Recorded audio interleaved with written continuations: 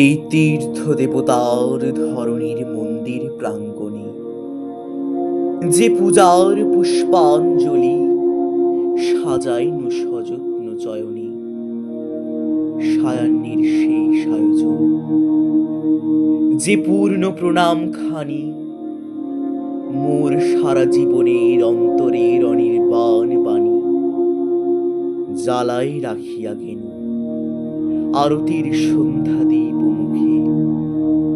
সে আমার নিবেদন তোমাদের সবার সম্মুখে। হে মোর অতিথি যত, তোমরা এসেছ এ জীবনে, কেহ প্রাতে কেহ রাতে, বসন্তে শ্রাবণ বরিশনে। কারো হাতে বীণা ছিল, কেহ বা কম্পিত দীপ শিখা এনেছিলে মোর ঘরে। দ্বার খুলে দুরন্ত ঝটিকা বার বার এনেছ প্রাঙ্গণে। যখন গিয়েছ চলে, দেবতার পদচিহ্ন রেখে গেছ মোর গৃহতলে।